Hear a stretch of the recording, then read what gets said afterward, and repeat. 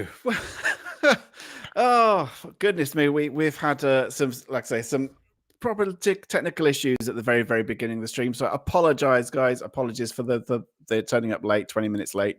But I hope you're really well. Here, basically, I had the issue of Melvyn couldn't hear me. I could see him and hear him, but he couldn't hear me. Funnily enough, it might be Melvyn, if you're listening. Now we've sorted it. You might we'll keep as we are, but we may even be able to reconnect to the PC, maybe. But I don't know if I've got the strength yet. But yeah, that's a great start. Anyway, let's without further ado, via his phone, because that's the only way we're going to have to do it. Here he is, Melvyn Willin. Good evening. Good evening. Phew. Yeah, exactly. I was sweating quite a bit there.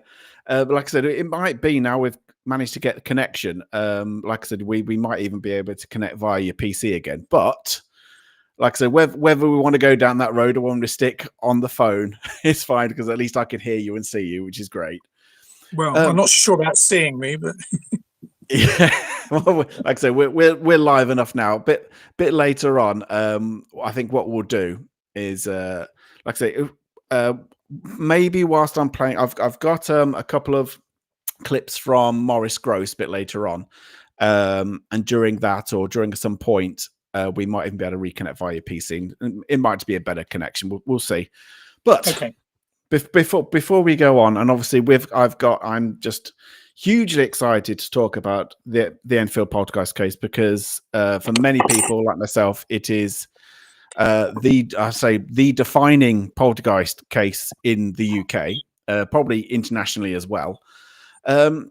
So before we go any further, Melvyn, just want to say a little bit about before we get into the Enfield case and everything around it? Do you want to say a little bit about yourself and how is it that I'm talking to you this evening?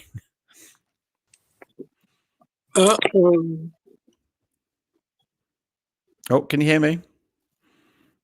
Oh, don't tell. Oh, yeah, you're okay. You had a bit of a dodgy you keep on there. Coming and going. Oh, okay. Yeah, like I say, I think the PC connection may be better in future. But do you want to say a little bit about yourself, Melvyn, and just basically explain your role in the SPR and why I'm talking to you about the Enfield case? Okay, yeah, sure. Well, I'm the Archive Liaison Officer for the SPR, which means that all the archive, which is massive, held at Cambridge University Library, audio visual is held here, various other places. I'm sort of in charge of that, more or less, which means that I have access to it all.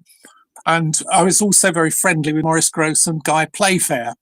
And so, therefore, just before their unfortunate deaths, they said, right, they wanted this stuff to be looked at in detail, and especially the audio-visual things. Notably, the audio, there were hundreds of tapes of these, of their Enfield investigation, which I listened to more than once and digitalised them all. And thought, my God, there is so much there that wasn't in any of the books, etc., because some of it couldn't be put in books for libelous reasons, and some of it was somehow left out. And so I subsequently wrote a book about what's on those tapes, which is extremely interesting, both for the case of it being poltergeist and also against it, as in most cases. You know, it's a blend of the two. Yeah, absolutely. I think what we'll do, obviously, because the connection isn't great. I think what I'll do, and I'm going to try and do this before. I mean, it's quite a nice introduction, I suppose, to the Enfield case as well. But in 1978, there was famously a BBC documentary, and it was happening at the time that Maurice and Guy were still investigating the Enfield case. I'm wondering whether what I'll do is I'll try and share a little bit of that so people can watch a little bit of the 1978 documentary, and I'll put that on whilst that's playing. I'll play it for a couple of minutes. During that time, I wonder whether, Melvyn, if you try to do the connection via your PC again and see if we have any luck. If not, we'll stick with the phone. But if you try and do the connection to the PC as well, and then maybe, just maybe, we're between us, Yeah. we'll get sorted out, so it's a bit of a better connection. All right. So what I'll do, I'll say one thing in case this doesn't work. I'll say one thing now, and that is there is a storm raging here in Norfolk, in England, and my connection is going mad. So I mean, what else it's could not go just wrong? our incompetence; it's the weather. It'll be absolutely fine. Yeah, what I'm going to do is we'll see if we can get the connection going in this time. But I'll play a little bit of the 1978 documentary, and then, like I say, it'll give people a taste. And if I share my screen, people can watch that, and then it will give us a better flavour of anybody who is not fully aware of what's gone on with the Enfield case. We'll do that, and then we'll talk about the audio recordings in a bit more detail. Is that okay? And I'll just, sure. share my screen now.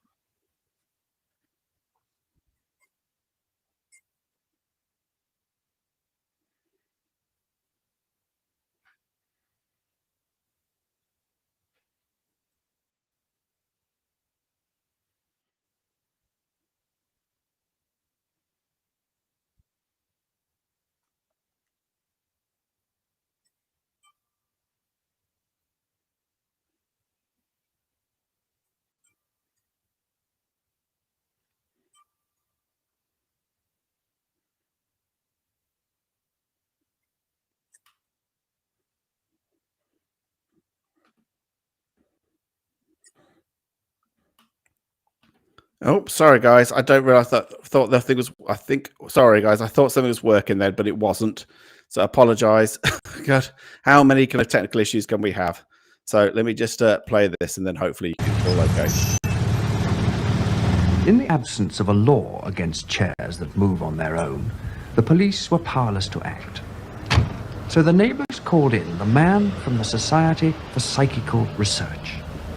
Maurice Grosse is an inventor who devotes his leisure to investigating the supernatural. Since coming on the case, he's made several recordings of what he says are unique examples of a poltergeist in action. Tapes can, of course, be faked, but in this one, recorded in a bedroom after the family had gone to bed, the reactions of the Hodgson children to some very strange occurrences seem totally genuine.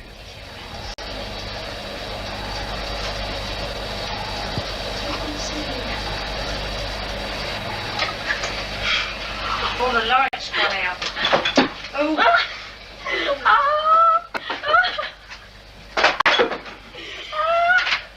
Boys. He's squeezed the light out. Throw the lamp on the head. right way across the room and pulled it out of the socket. Quick, turn the lamp off. The light plug was pulled from the socket 3 times after that. Then, after a period of watching and waiting, something even stranger happened. Who's that shaking the door? Oh. What's on there? Mum's laughing. Oh, what's that? The slipper was thrown across the room and hit Oh, the door not my one. as I was holding the door. My one.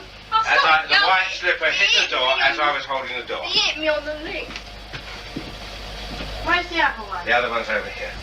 What sort of a case is this in your experience? Well, I think this is probably the best case this century. In fact, as far as documentation is concerned, it may be the best case of all time. What special aspects make it so? Well, the entity itself has been very, very violent at times, and of course the witnesses and the documentation have been excellent. The violent things I've seen happen are the furniture moving, the furniture being thrown upside down. In fact, one night I was standing here, there were about 11 or 12 people in the room, and I was standing talking to one of the members of the family, and I in front of the settee, and the settee went straight up in the air and turned upside down, right in front of me, no more than a foot away from me. What particular tape stands out in your mind? Well, I think one particular tape that stands out in my mind is the incident where I was communicating with it quite a long while, very seriously, and then something happened which was very funny indeed. Knock. 1 for no and 2 for yes. Are you a male spirit? 1 for no and 2 for yes. 2. There's 2. You are a male spirit. Did you used to live in this house? You did. Was it more than 50 years ago? Yes. Did you die in this house? Did you pass on? You did pass on in this house. Now, why are you here? Are you unhappy? You're not unhappy. But why are you here? Is it because you want to give us a special message? No. You don't want to give us a special message. Are you having a game with me? Oh, right. Oh, crumbs. Oh. As I asked the question, are you having a game with me? It's through the cardboard box and the pillow right in my face. Well, thank you very much. That was a very good answer.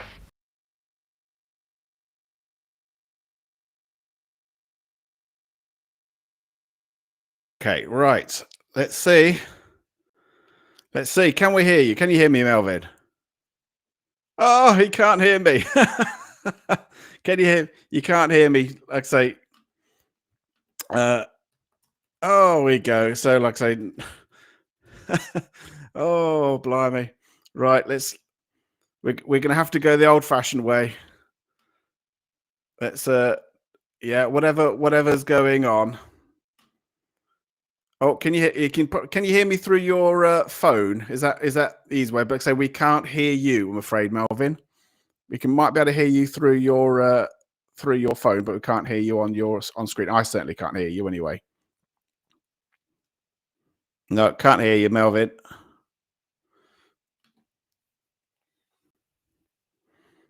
No, can't hear you. Oh. Dear, this is fun. No.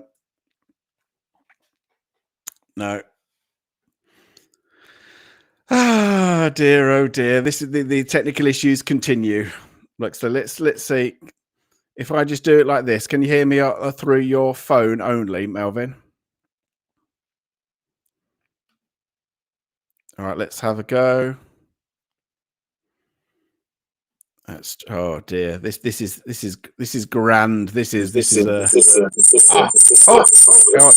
could hear you. Just let me get rid of the PC connection. There we go. Can you hear me now? On the phone, yes, I can hear you on the phone. Yeah, well, we definitely couldn't hear you on the PC, I'm afraid. So I think we have to do it the old-fashioned this way, I'm afraid. So we watched a little bit of the 78 documentary with Maurice, and initially, obviously you're the best person to ask about this one. You have, as being the archive officer, the custodian of all of these tapes, you've listened to them all, you've transcribed them all, you've digitized them all. In terms of your first impressions, when you first listened to it, certainly in the initial months, whether it's August, I think, and September of 77. What was from what you can gather on the audio tapes, what was the atmosphere like within that family at the very start of that case? Absolutely chaotic, manic, scared, up in the air, you name it. It was hysterical. Yeah. And like I say, that's. I mean, you're obviously you brought out a couple of years ago the Enfield Poltergeist Tapes book. in which case you didn't transcribe everything in that book, but basically you kind of reported and recorded the main events of what occurred from those tapes. And I've got to say, the impression from reading it is that, you know, they're absolutely right. It was chaotic. You know, I mean, do you think the levels of stress generally in the home caused that, or do you think it was just a byproduct of the strange things that was going on at the time? Well, there was obvious stress in the family beforehand, because poor old Mrs. Hodgson was trying to bring up 4 children by herself, and the husband had cleared off. One of her sons was in a sort of a home, not quite a home, a special school, shall we say. Yeah. Her other son had quite a bad impediment, and Janet didn't like going to a new school. Margaret was quite emotional as well. So it was a very difficult family situation, but it wasn't anything like what happened after these manifestations started to happen. Yeah. So it was sort of a difficult family, but it wasn't manic or hysterical like it was after the alleged poltergeist took place. And the things which I think, you know, generally anybody who's kind of looked into it, I mean, by the time they've finished reading about it and looking into it, and if they've actually managed to hear Maurice doing one of his lectures, there is the feeling that, or certainly I've heard it before, is there may have been some genuine poltergeist activity, but by the end, it was mainly just fakery by the girls in terms of trying to pull the wool over the investigators' eyes. And Maurice and Guy were kind of emotionally attached, and therefore kind of almost casting a blind eye to this ventriloquism of the girls and things. What's your take of all of that? No, I think that is slightly unfair, although what you've just said has got a degree of sort of evidence about it, shall we say. I think that to begin with, there was that it was genuine to begin with in many, many ways. And then, sure enough, they started to sort of play up to it a bit. And Margaret joined in, and Billy joined in, and so on and so forth. But I still think that there were incidents that happened that just couldn't be explained by normal science. And, you know, that's why I think people should have researched it the way in which they did, to try and work out what on earth was going on there, and be able to discover when there was fraudulent activity, which there was now and then. They even admitted it. And one thing as well that I kind of get from that is that I think Maurice Grosse was in for quite a lot of unfair criticism, to be honest. You know, there's people making links with the fact that his daughter had passed away, called Janet, and there's that link, and then thinking in some way that maybe he was, you know, maybe too kind of influenced and wanting to believe in the afterlife and things like that. But I think that's genuinely unfair. I mean, and also some people point the fact that this was his first investigation, but to try and cast Maurice into a better light, he was very methodical in his methods, and you know, he was a damn good person in terms of writing everything down and recording everything. Is that something that you saw and have seen in his work and his recordings of this case? Yes, absolutely. He was extremely methodical. He was a clever man. He was an inventor. He was a genuine character. He had the health, both mentally and physically, of the family as a concern. Okay, the thing with Janet, his daughter, was an almighty coincidence, but I personally don't think that he then sort of connected with this Janet, as in Janet of the Poltergeist fame, and his daughter, who died tragically in the accident. Interestingly, towards the end of the case, in fact, just before it all finished, I think he was Dutch, medium called Dono, and I can't pronounce his name, so I won't even try, said that he felt it was Janet that was the spirit of his daughter Janet was causing the upheavals there. Which Guy didn't like the idea, or I don't think Maurice liked the idea of it either. But after he'd said that, everything seemed to calm down. Right. Interesting. And the other thing, like I said, the other thing that's obviously they were called in by the press. And I think some people forget the fact that the press called them in initially. and No, they witnessed. that's not true. Oh, is that not true? Oh, okay. No, it's not. The press contacted the SPR, and Eleanor O'Keefe, who was the secretary of the SPR at the time, and a very good secretary too, she then contacted Maurice to say, by the way, we've got a case in London. Maurice had got the time to do it. He was pushing to try and have a case that he could investigate, and it was the SPR that then sent him along.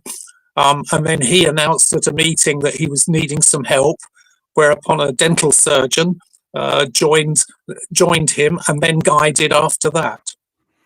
And so it wasn't the press that contacted Maurice. Right. Okay. So in terms of, when things first started, obviously a lot of, typical poltergeist activity of knocks, raps, objects moving, those kinds of things, but people would still be very skeptical of the girls, hence Janet apparently being the epicenter of everything. Sure. How many instances do you believe there were where the girls could not possibly have created they hadn't kind of slyly thrown a cushion or moved something in the kitchen, that kind of thing, in terms of from your belief of what you've heard and read about? Yeah, well, I don't. I'm not so interested in what I've read about it, because that's open to what whoever's writing it is writing. But as far as the tapes are concerned, there's quite a few times when you've got guys saying, "Well, something's just shot across the room, and the girls aren't in this room; they're in the kitchen, and the door's shut, and that sort of thing." I mean, Maurice had a box thrown at him, and Guy saw the box go across the room. It hit Maurice, and it wasn't able to be done. The photographer, Graham Morris, got whacked by a lump of Lego, and the room was full of people at the time. So there was a lot of incidents where things happened that couldn't have been done by the girls. I mean, a fireplace was wrenched out of the wall and chucked across the room. I don't think the average 11 or 12-year-old girl could have done that. Yeah, absolutely. And also, as interesting as well, obviously, because you've had to listen to them all, but because you listened to all of the tapes, did you notice a particular theme? Or because I think Mrs. Hodgson was saying that events seemed to occur, I think it was at 25 to the hour, and there were certain things which were reoccurring. Did you kind of identify anything that was reoccurring from the evidence of the tapes at all? Wow. There's the list of phenomena is massive. I mean, it's there's pages and pages of it in the book in front of me, which is sort of it just goes through so many different things that the theme, if you like, was things being thrown around. But as to their nature, it was everything from large things like a sofa, and bits of carpet being moved, to the obvious coins and the curtain that wrapped itself around Janet's throat, a fish tank lid that flew off a table, you name it, plus some rather unsavory things like excrement being splattered on the wall and so on and so forth. There was an awful lot of different things. So as to a theme, not really. There was so many. And it's like I say, I mean, I think Maurice Grosse said there was like 140 hours worth of recordings, but there's very, very little in the public domain. There's little bits that Maurice used in his lectures. There's a little bit that's gone online, but the vast majority of it is still unheard. But I know, like I say, you've listened to it all. No, I'm aware. Obviously, you mentioned prior to coming on that basically a TV production paid for exclusive rights of that material, which is why it can't be in the public domain. Do you happen to know? I think that was in 2020. Do you happen to know, or you may not know, whether that TV production company has now I think produced the documentary or docudrama that it came out with? Are they then going to release it back into the public domain, do you know, or give it back to the SPR so people can actually listen to it in full? Yes, I mean, yes, they are. There was an agreement with the SPR that they would have exclusive rights over it for a certain number of years. I can't remember the exact number of years. And then after that, it goes back to the SPR I mean, we still own it as such. I mean, it's all the original tapes are about 50 feet away from me. Yeah. So I mean, we still have all the tapes and the digitalized versions of them, etc., etc. And as to whether they will be released to the general public once the time limit has gone by, then that will be down to the council of the SPR. Yeah, absolutely. And one other thing I mentioned as well, even though the physical recordings, the actual audio tape recordings, are still under exclusivity with this production company, does that also apply to the transcripts? I think, yeah, well, the transcripts are copyright to the SPR, right, okay. or they are to Guy Playfair and Maurice Grosse, who donated them to the SPR. So I mean, their families might have a say in that matter. But the transcripts are difficult because I mean, Guy made a lot of the transcripts himself, and he was a bit careful with some of it because of the nature of some of the language and some of the things that were discussed, which were pretty heavyweight. Yeah. Oh, yeah. I mean, we'll talk about that in a second, actually, because yeah, the actual reality of what was recorded is quite a bit different from what people may realize about the actual Enfield case. We'll talk about that in a second. I just wanted to play, if I can. I'm going to try and do this. I'm going to try and share my screen again. And I'm going to try and play. It is in the public domain because this is through the Scottish Society of Psychical Research, who have put online a number of Maurice Grosse lectures about the Enfield case. So I'm just going to share a tiny bit, and this relates to some of the objects and throwing of objects that was moving around at Enfield at the time. We'll get onto the voice, the infamous voice of Janet, in a second, but I'll just try and share this, and then hopefully this will play, and then we'll all be good. So bear with me just one moment.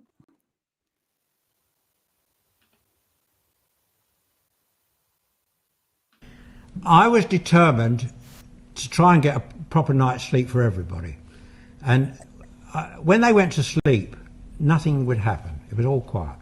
And I was determined to get them to sleep. So what I did, I took everything out of the room to make sure it couldn't throw anything. Nothing to throw. And I stood at my back to the wall here like this, as I was standing here like this, and the children were, you know, they weren't talking, they were going to sleep. And I was waiting till they were asleep. I thought, well, now you've had it, you can't throw anything. That's what I thought.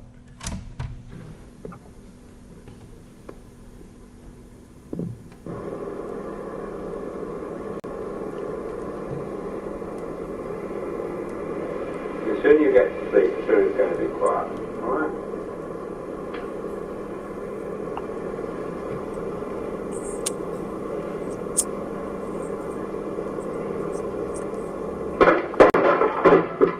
What was that? It's pulled the pictures off the wall. That's right, off the other side of the room. That is right over the other side of the room, and it's exactly where I was standing when it pulled the picture off the wall. I'm standing here. Your gymnastic award was pulled off the wall and dropped down. And that happened behind me as I was standing against it, and that was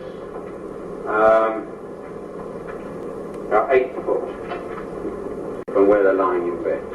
I'm standing here, and it ripped, it pulled this off the wall. But as I'm standing here, not my tape recorder. Well, did you not your tape recorder? Yeah, they're at the same time. Oh. I thought it was like a lot of noise going on. Just that small. Yeah, it was the same, wasn't it? Oh. It's called being bloody minded. Okay, right. So that's a little bit of the lecture there, which hopefully you should have heard.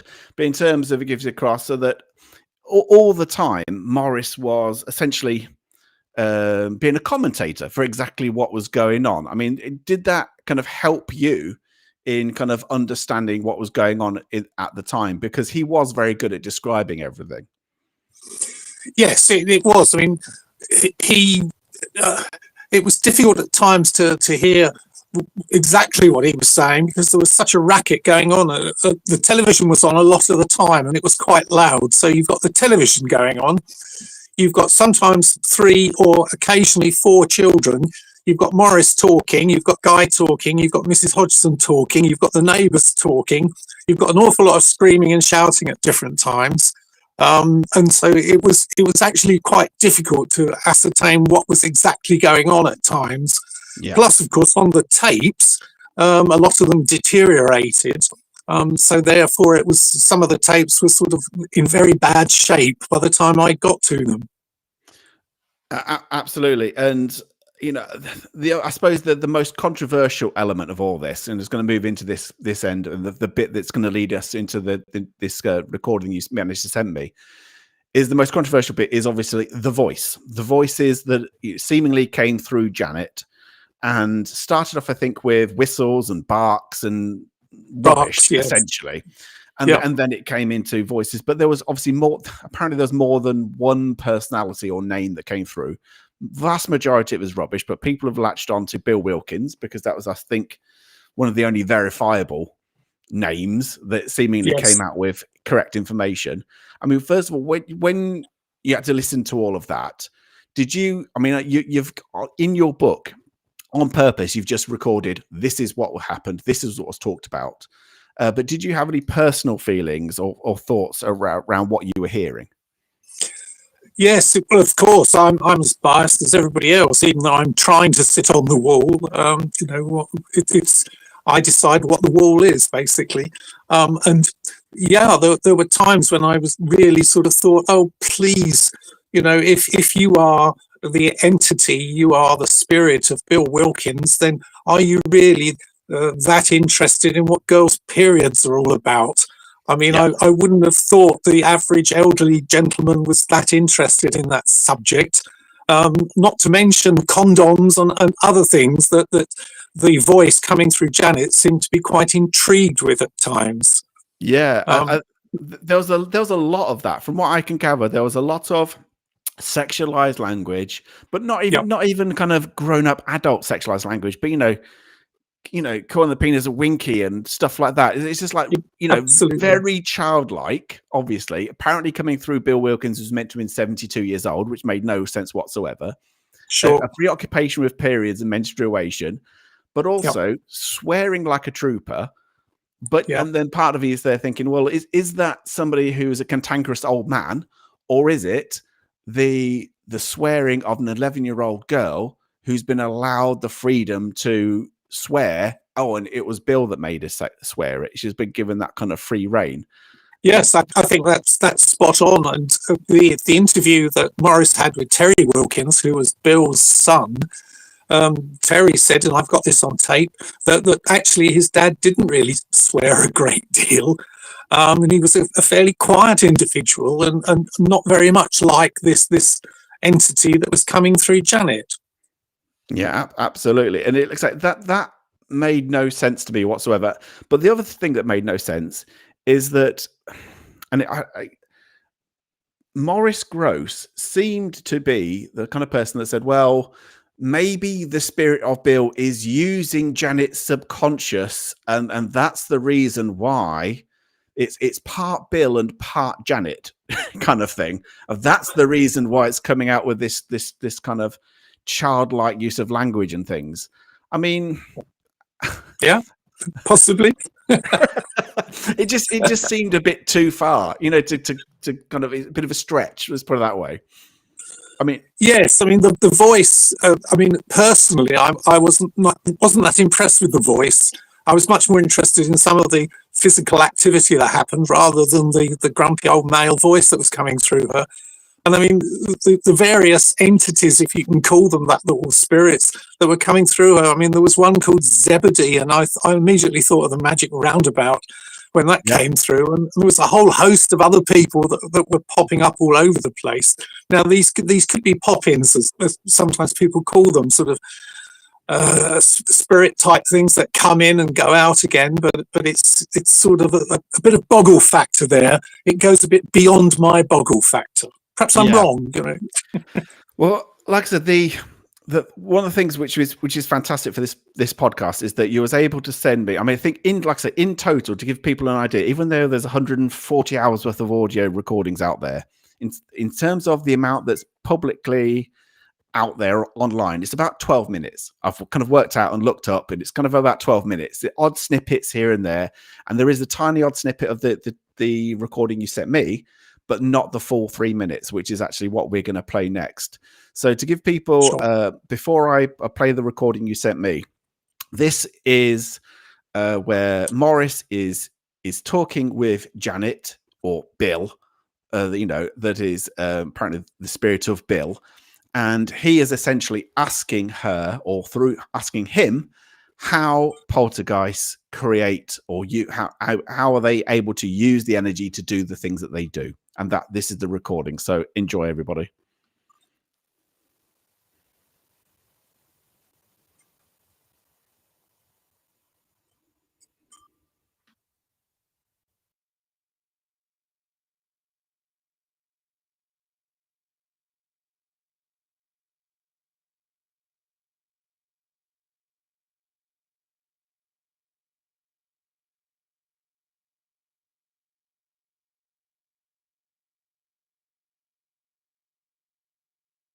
Hello. Yeah, hello. Goodbye. How he did that. Now, you're going to tell me how you knocked that settee over. Come on, tell me how you knocked it over. It by the bottom. You what? You got it what? Pulled it by the bottom. Yes. Underneath. Underneath it, yes. Yes. And what did you do? Then what did you do? Make Janet come in the room first. Why did you have to make Janet come in the room first? So she gets the blame. So she gets the blame? Yes. Could you do it if Margaret came in the room first? Might be her. Or if Mrs. Hodgson came in the room first, could you do it then? No, she's too old. She's too old. Could you do it if I came in the room first? No. Well, what's age got to do with it? What difference does it make how old? Take energy from young people, not old ones. Oh, you only take energy? Yes. Why can't you take energy from old people? I use it all in the day. Pardon? I use it all. Oh, old people use more energy during the day. And do young people store it up then? Yes. How do you take their energy? Electric shock. You take it by electric shocks? More. Do you take electrical energy then? Yes, I can. If you can? I can take electric. You can take electrical Yes. energy? If you don't take that energy, could you tip the settee up if you didn't take that energy? No, I couldn't. You couldn't Impossible. do it? Impossible? Yes. You always have to use energy from people? Yes. Can't you take energy from anything else? No. You can't? No. What else can you do with energy? Tip the chairs over, pull the plugs out, Yeah, but you can do other things, can't you?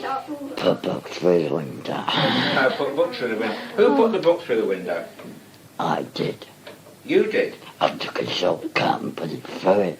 Ah, I see. How would you have done, if I'd have said to you, put that book through the window, without breaking the window, how would you have done it? Opened the window and thrown Sorry? it. Opened the window and thrown it out. You would have opened the window and thrown it out? Into Becky's window, front room. Yeah. But could you have thrown it through the glass itself without breaking the glass? Yes. How would you do that then? Dematerialised it one night in there. You would dematerialise it? Yes. How do you do that then? I don't know, but I'll tell you somehow, don't I? You don't know how you do it? No. A gift. It's a gift, is it? Well, surely you should know how to do it. Paper.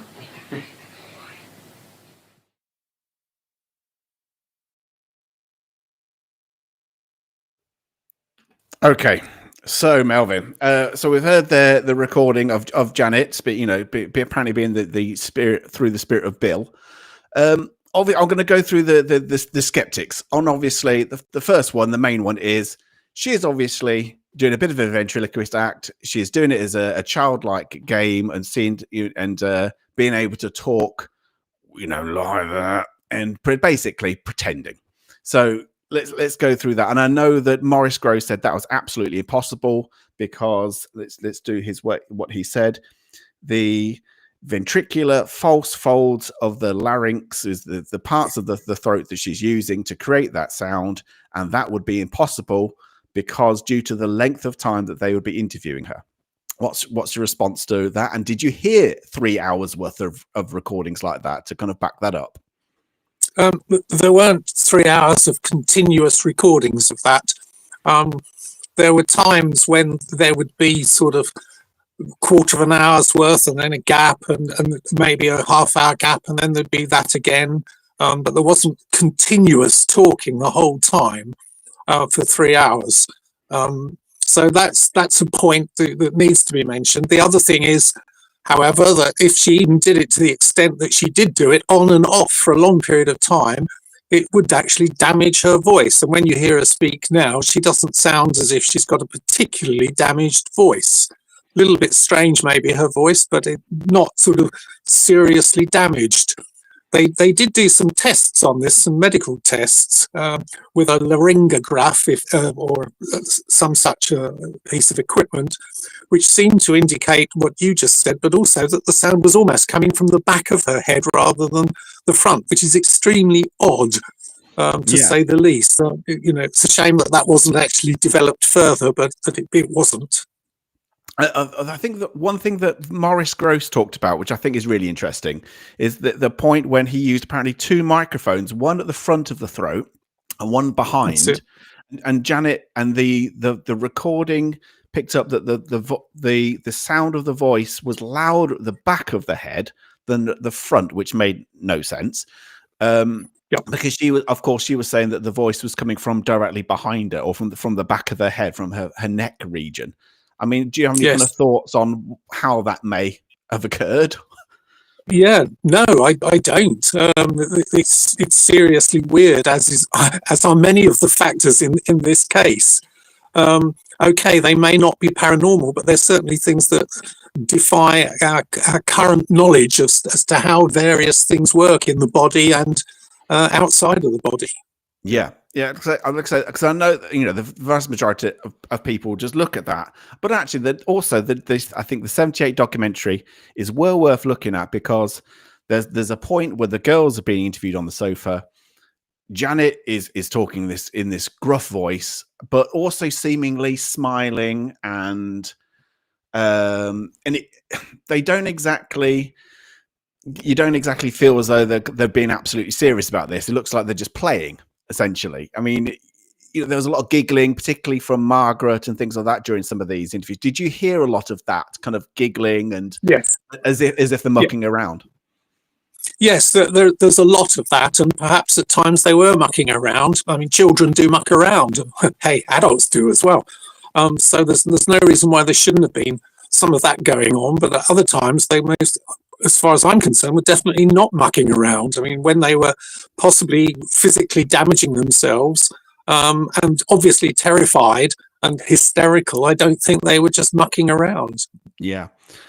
What I'm going to do, because I've got one or two other recordings, but the one that I wanted to play, again, I'll find it in a second, but before he died, Maurice Grosse was absolutely vehement in his assertions that this was a genuine case, and he was being vilified and criticized by a number of skeptics, and he kind of was, and also the media. He was, but also essentially his view was, look, I was there for over 1,000 hours.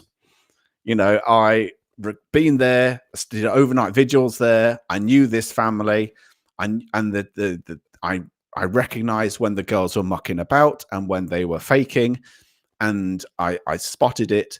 And these people from the SPR or whoever come in for a day or 2 days, and then they make their judgments, and then off they go and they write a report about how it was all faked. He was very adamant of the assertion, and so was Guy Lyon-Playfair, that this was a genuine case. I mean, overall, having listened to all of this, is your overall feeling that yes, this was a genuine case, like Maurice said, but but with some fakery involved, or are you of the opinion that most of this was faked? I think a lot of it was fake. I don't want to go into the percentage game because I don't think it's relevant, but I do think that there only needed to be one thing in all of this that was actually genuine, one thing to have flown through the air of its own accord, and you've got a poltergeist or psychokinetic energy of some sort, which means that science hasn't yet quite worked out what was going on there. And there were hundreds, if not thousands, going on. And if 999 out of 1,000 were faked, but one of them was genuine, then whoa, let's look at that genuine one and just sort of wipe out the fake ones. Yeah, absolutely. That's certainly what Maurice and Guy felt. I think they were very aware that there was a load of fakery going on, but also they were convinced, and they were there a lot, that there were some genuine things going on, and perhaps there were. And what I'm going to do now is I'm just going to play a little snippet again of Maurice's lecture to give you guys, and he would always say this, I think, at the beginning of his lectures, because he was pissed off basically with a lot of the naysayers, essentially, of what he was saying, and the people who he was he had to. I think he was quite happy to kind of send people to to get into have legal issues with a number of publications and things like that in case they said that it was fake. But I'm just going to play a little bit of the start of his lecture, and you can listen to Maurice yourself and decide what kind of person he was.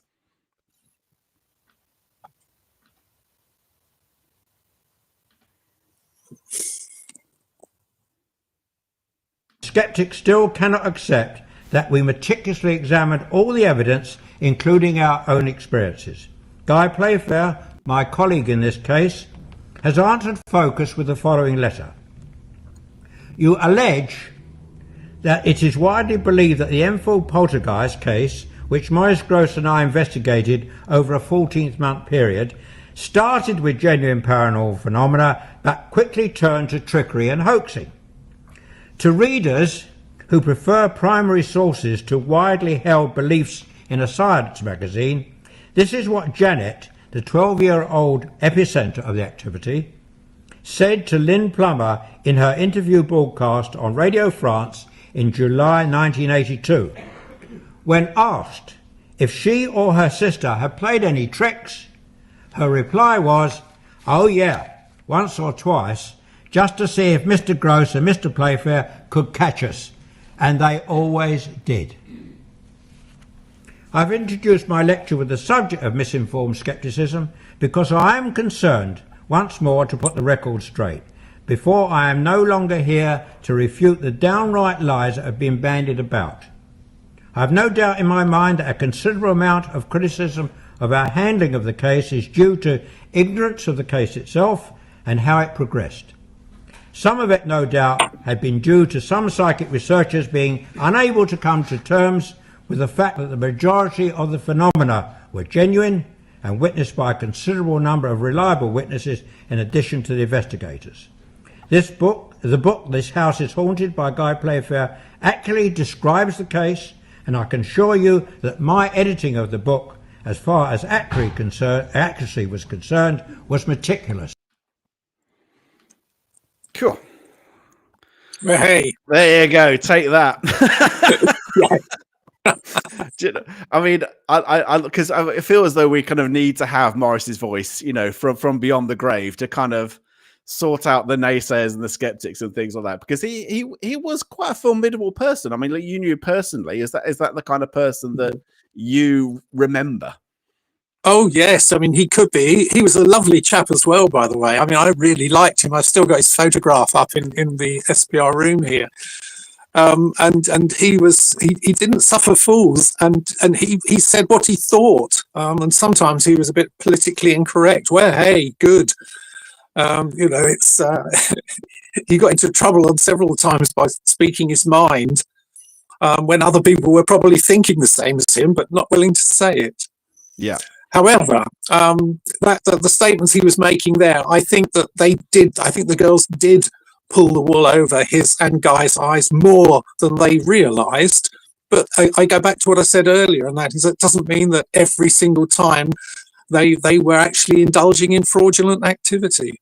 Yeah, absolutely. I'll just go through a couple of things that people have said. You know, that said you mentioned what was great about in your book was you kind of mentioned the main things that happened on the tapes, but also you got statements from people who were there at the time, whether it was a day here or a day there, or anybody who had any link to the case. And we haven't even touched. We kind of focus on the tapes, so we haven't touched on some of the witness testimony, you know, of the lollipop lady. I think it was the baker as well that saw Janet apparently levitating, the cushion on the roof. There's so many things that we could talk about. But a couple of things that I'll just pick out two people that you mentioned. One was Tony Cornell, so who said that that essentially Guy and Maurice were biased. Essentially, they had preconceived ideas about it being a poltergeist case rather than finding natural causes, and so he thinks that. And also, Peter Deere said that Janet's voice was the product of Janet's own highly active mind, because she was quite an imaginative, clever girl. So therefore, all she was doing was essentially just speaking, you know, having some kind of imaginative play, essentially, with all these different characters, with essentially nonsense, with so many X number of dogs and stuff that just made no sense whatsoever. So what's your feelings around the experts? Because we haven't looked at there's many different people in the SPR as others that have differing views of the case. Yes, I mean, well, everybody is biased in their own sort of way. So they decide what they think is reasonable, and Tony obviously felt, in his very brief experience there, that it was fraudulent, and perhaps on that occasion when he was there, it was fraudulent, and perhaps some of Maurice and Guy's thoughts about the case were already set in their own minds. So perhaps there's a degree of truth, whatever truth is, in his statements, and perhaps he got it completely wrong as well, and perhaps he was misguided in his particular bias. So I mean, I would say that about that. Other people that would say that it was just Janet's lively imagination, well, I would guess, no, almost without doubt, a lot of it was her lively imagination. We've already mentioned some of the things that came out. Opportunity to have a good old swear without getting in trouble from mum, because it's not me doing it, it's Bill or whoever. Yeah. But maybe some of it was sort of forced upon her by some sort of external force that she couldn't control. A bit like, you know, or autistic people. There's various syndromes, aren't there, where people can't help swearing. I mean, there's all these possibilities. I mean, obviously, that for me personally, like you said earlier yourself, that the most interesting things are that the movement of objects, of things which were occurring when the girls weren't in the same room, or when they was at school. And there was a point when I think Janet was in hospital, and there were still some things happening in the home when the girls weren't around. And that to me is the really interesting stuff. It's not the voices and things. But is there anything that you believe, whether it's the levitation witness statements or the cushion that ended up on the roof, is there anything that happened surrounding the girls which you think was absolutely genuine and couldn't possibly have been just hijinks of two, you know, girls? Well, I think that some of the things that were thrown, and as I said earlier, there's a huge list of all the different things and the details of things being thrown around when they weren't in the room, or when they couldn't possibly have lifted them up because they were too heavy, etc., etc. I think when you put all of those together, and there are dozens and dozens and dozens of them, then I think that's what impresses me. It's not the voice, for instance. I'm not even that impressed with the levitation, because I've seen the photos of the levitation. There's quite a few of them, and they are not, you know, she was a fit young lady, young girl. She could have been leaping out of bed and doing it herself. And the fact that Guy tried to do the same, well, I don't think a middle-aged gentleman would be able to leap out of the bed like an 11-year-old girl could. Yeah. So I think that, you know, I mean, to me, the levitation thing, I mean, I don't agree with the photos whatsoever. It just looks like a girl jumping out of bed. It was the main one was the lollipop lady and the people outside who saw her kind of in a horizontal position going up and down to a certain height that couldn't possibly have been done, apparently. So one of those, I mean, I would just say is I've been outside that home. And I looked up and I've seen, like I say, and a couple of years back I went to Green Street and I obviously, like a lot of people do, they want to have a good look at the home. And what struck me was the upstairs windows are tiny. They're really small. And I'm thinking, how could anybody clearly see a girl levitating horizontally, from the position of the school on the other side of the road? Because I did it myself. I tried to see, okay, how much detail can I actually see? Are you skeptical of those statements as well? Yes, I am. I'm not skeptical of what they believe they saw. So I wouldn't be accusing either or any of the people. There was more than just the two that are talked about. There were others as well who didn't want to be involved in the documentation because they were sort of thinking, oh dear, I don't want to be dragged through the press and having all the hoo-ha that goes with it. But I think that they believe that they saw something which they called levitation. But it doesn't mean necessarily because they saw it that that's what it actually was. Yeah. What I'm going to do is I'm just going to do. I know we've gone over slightly because of the issues that we had earlier and things, but is it okay to answer a few people's questions that people have? Sure. Yeah, absolutely. Venus here is saying, isn't a poltergeist many times a psychokinetic effect caused by humans, mostly in during the teenage years? I mean, traditionally, yes, it is. But in reality, when you start looking at the thousands of cases that have been, they're not always teenage girls going through that time in their life. Yeah, I agree. And like I said, I think that was kind of, I talked to John Fraser about this, and he was of the same opinion that this seems to have been a label that stuck rather than actually what's borne out by the, from all the different cases. Has the audio wrappings been analysed to determine their origins?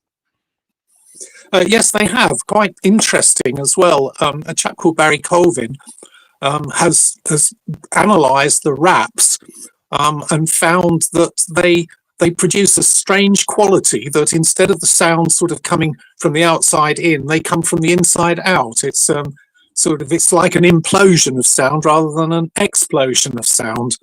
And he's compared that with other alleged poltergeist wrappings and found that if you take a sort of like a table and you bang on it, you get one sort of sound that comes out. But when it's a poltergeist type sound, it's a different quality of sound. Now, he's technically very good on this sort of things, and I'm not. But yes is the quick and easy answer to the question. Yeah, and just one thing as well. In poltergeist cases, the wrappings seemingly come from different areas. From the walls, from the ceilings, from midair, seemingly from all different. Was that the same in this case, where the wraps seemingly came from different places? Yes, they did. They came from the walls. They came from objects. There was a variety of different things. Nobody could seemingly work out exactly where they were coming from. Yeah. One here from Brian, actually. This is, again, never mentioned really in the Enfield Poltergeist case, but there was water pools, there was excrement, and there was all kinds of things. I think urine and things like that it appeared as well.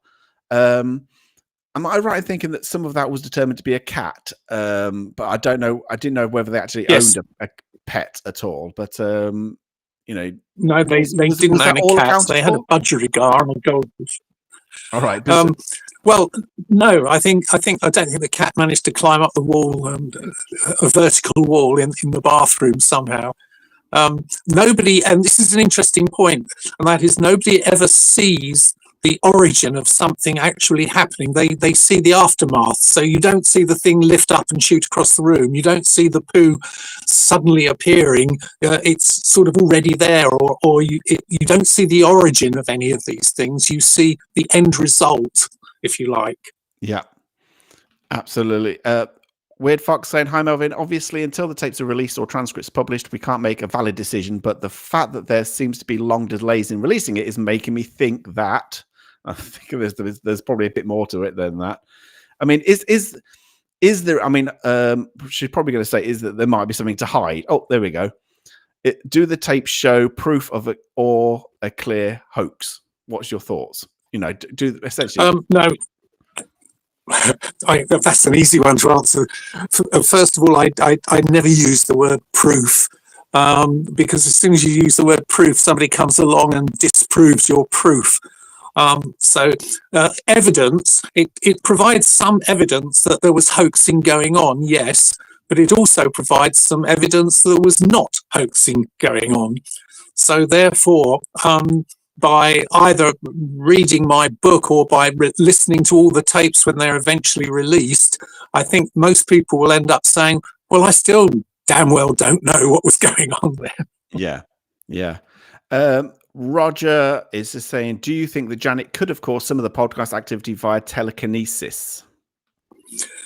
Yeah, that's interesting. She might have done, but whether she did it intentionally or unintentionally, one doesn't know. I mean, telekinesis or psychokinesis, the words get interchanged quite often. It's an interesting subject, and there's a lot of scientific investigation going on with it. So the school is still out as far as that one is concerned. Yeah. One thing I would like to say, just when after you've I know you've listened to all of the tapes and you transcribed all of the tapes. Once it was all done and you take the whole thing, all of the Enfield Poltergeist case as a whole, based on the tapes and based on what Maurice wrote, did you sit there thinking, okay, there's still so many unanswered questions, or were you left satisfied with what you heard, or was it a case of you came up with more questions than answers, as you normally do in these kinds of things? I'm glad you said that at the end of your little bit there. So yes, certainly more questions than there were before. I mean, you start off with something and you go into it thinking either, yes, this is the best thing since sliced bread, or you think, no, it's a load of rubbish. And by the end of it, you think, oh my God, I've got no idea. There's the expert talking, you see. No idea. Right. Brian saying, did Bill Wilkins' son provide any clarifying proof of what Janet said? No, he didn't. He sort of agreed with one or two bits and pieces, but then you could sort of agree with anybody that's got an elderly father or something that they had certain attributes that may have been reproduced there. But he was sort of slightly awkward about some things. Some of the things about his father's death were kind of right, but some of the things were wrong. Some of his attributes I've already mentioned, that Bill didn't swear a lot or anything, and yet he was swearing in every other sentence at times when Janet was taking his voice through her. Yeah, and that's the other thing is, a lot is made of the fact that apparently that the hits, the fact that Bill Wilkins was a real person, that he went blind and then died in the chair downstairs, and all of that, and seemingly that is proof that that there was some kind of spirit communication going on. Do you think that was essentially proof of the paranormal, or do you see it as, well, they were just hits amongst a lot of misses? No, neither. I mean, I certainly wouldn't. Again, I don't use the word proof, so I wouldn't say it was proof. On the other hand, not so much misses, but it could have been that his death had been discussed by people, and Janet had either intentionally listened to it or unintentionally heard of it, and it stuck in her mind about it. So there are certain things that we hear as children, we forget we've heard them, and then suddenly we know that they happened because we heard somebody talk about them years and years ago. Absolutely, yeah. Mad Paranormal saying, do you think that anyone will, I'm assuming this is the current homeowners, do you think anyone will ever let anyone in to investigate that house in the future? Is that a big no? That's a big no with the current owners. Oh dear! If you want the police jumping on you, just try and knock on their door and say, we want to come in and investigate this. Yeah. I'm just going to say that I think you've just answered Brian's one, basically saying she may have overheard information and things. But how would you have Janet known about Bill? Was anything found in the house with his name or picture? Not his picture, but his name would have been known, because I mean they were. He was living there some years before them, and interestingly, I think that some of the furniture from somebody else that lived there or that had died there was actually in the property before Bill was there. So I think that there's a connection there as well. Yeah.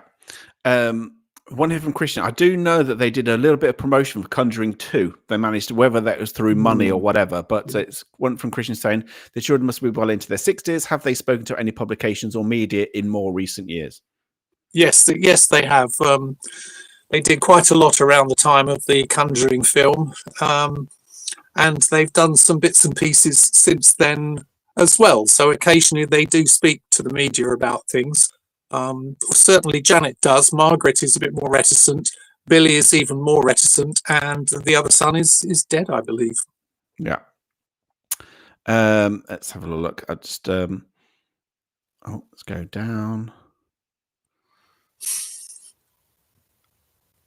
There was, I mean, the Weird Fox was basically saying as well a second ago that she's saying she's a heathen.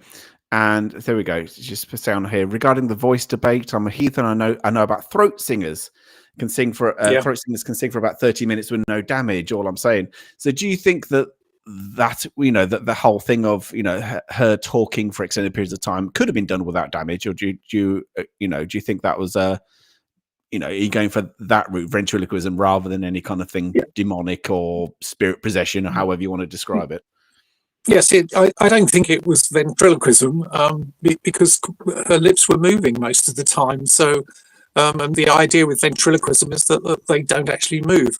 As far as the voice being damaged, it could be that her particular voice has survived the onslaught of using that sort of gruff voice for all that time.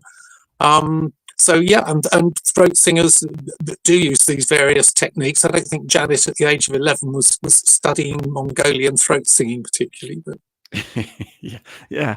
Roy Wilcox saying, hang on a minute, not that one. Roy Wilcox saying, can you compare this case with any other? There was one in Scotland called the Sauchy case, which was quite an interesting one. And of course, I mean, I'm loath to mention the dreaded Exorcist film, which was not an actual sort of case in itself, but the Exorcist film was based on a real case that took place in America, the so-called Mount Rainier case. And there are certain aspects of that, like the funny voice and levitation and things like that, which were valid. So yeah, there have been sort of cases like that, but nothing quite like the Enfield one. Yeah, absolutely. Toadie's just asking, if you think the voice was produced at the back of Janet's head, why did we hear Janet's voice merge in and out of Bill's? Surely we would hear both of them at the same time. Yes, Maurice tried on several occasions to get both of them to speak at the same time, or to sing at the same time, because she did used to like singing. There's some bizarre songs on the tape of her singing with Bill's voice. I mean, it has to be heard to be believed. But she could never actually produce the two voices at the same time. Yeah. Mad Paranormal saying, is the story that Janet spoke for a length of time with water in her mouth, or was that just part of the film Conjuring 2, I'd imagine? Yep. No, there were tests with water in her mouth. They were not very successful tapes. Not very successful tests. But she was tested in that way. And she had her mouth taped over as well, and still managed to make some sounds. But as the tapes will allow you to hear, they're not very good. They're not very clear sounds. There's one here, Christian saying, so this is from Christian's replying back to Roy Wilcox saying, perhaps the ASAP SPR case of Tony Hayes leading home of a family with more than 1,400 events over a 2-year period. Is that a case that you're aware of, the one that Tony Hayes is conducting at the moment? I don't comment on other people's cases, so I would rather leave that question alone. Okay, fair enough. That's okay. Brian saying, did anyone throw holy water at Janet just to see what happens? Not that I'm aware of, no.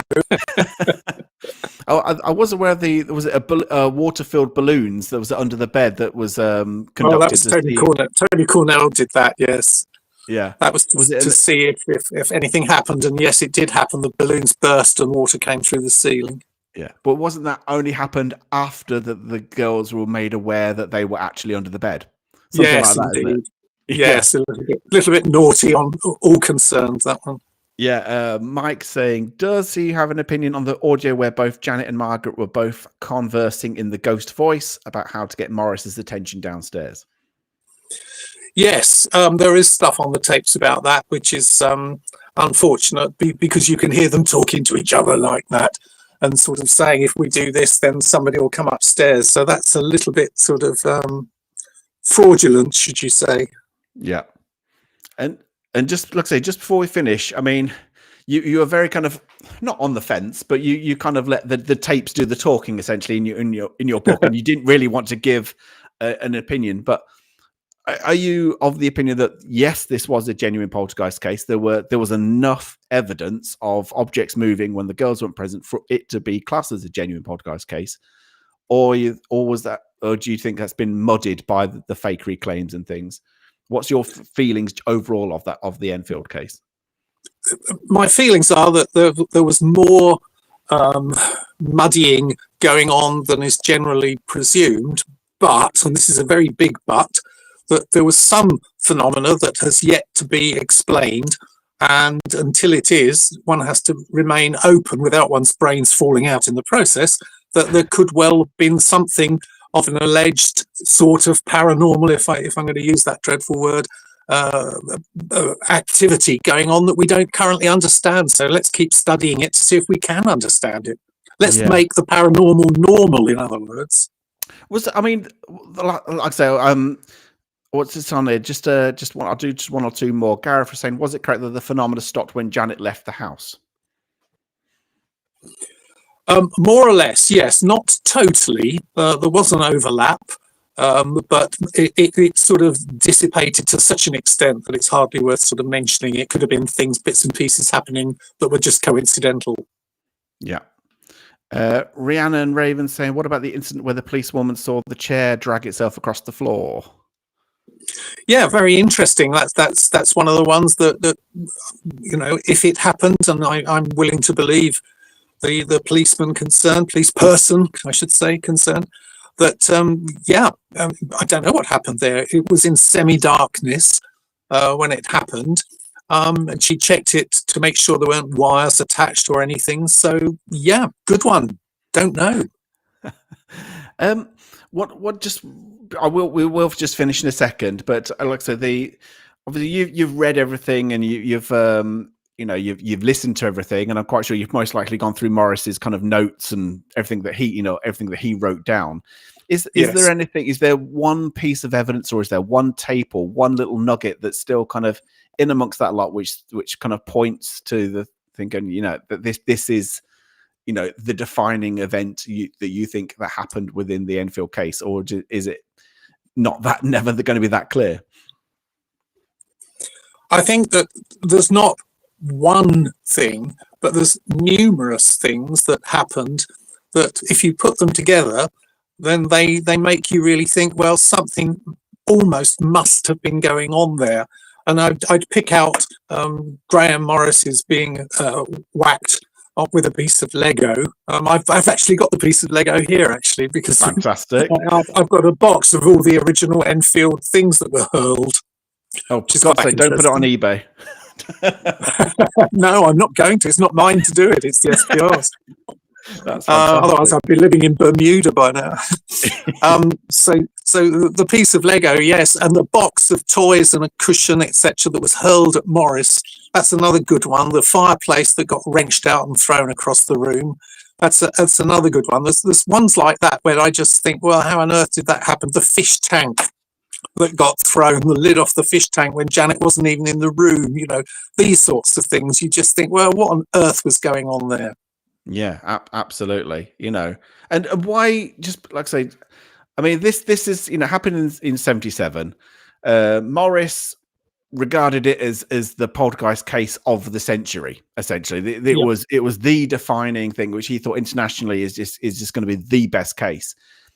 Is that why we're still talking about it 40 odd years later, 47 years later? Or is it just because it was in the right time, in being in the 70s, the same kind of period as The Exorcist, and it made for a good story? Is that why we're talking about it, or was it genuinely because of what occurred? I think it's a combination of things. I think everything that you've just said is totally valid. Yeah, sure. Some of it was amazing phenomena. It was 4 or 5 years after The Exorcist was released, so there was an interest in those sorts of things then. Yes, it was one of the best cases, if not the best case of the century. It's been kind of kept going by some of the dreadful films that have been made about it. And I don't mean Met Films documentary series that was on about a year ago now, which I think was excellent. But I think some of the other things that have come out have been pretty bad. Guy was very unhappy about one or two things that he saw. And as for The Conjuring, well, words fail me. Yeah, let's not talk about The Conjuring, because it was no, let's not. One last one. I'll just do Brian's one. Have any of the thrown objects been studied in a lab for anomalies? No, they haven't. I can answer that quite honestly, because just before Maurice died, he handed them over to me and said, look after these, and I've looked after them. A lot of people have looked at them, and as far as we can all tell, they are normal pieces of child's clothing. There's a slipper, there's some matches, there's some marbles, there's the bit of Lego that I mentioned, there's a bent spoon that has obviously been bent through twisting it around. I mean, so nothing has been checked to sort of see if there's a sort of a DNA going through any of them of some sort.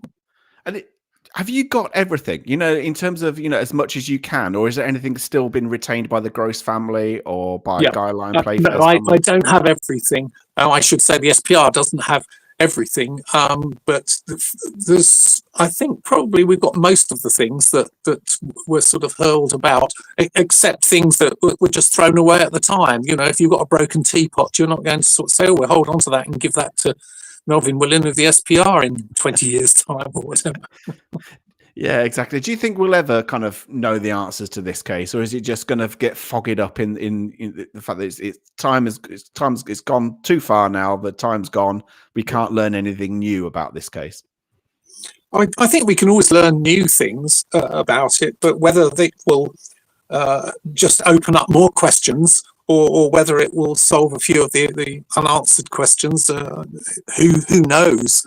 It's still a very interesting case, and the more people that look at it, the more people that think about it, study it, etc., read about it, then the more lights will be shone on it, I hope.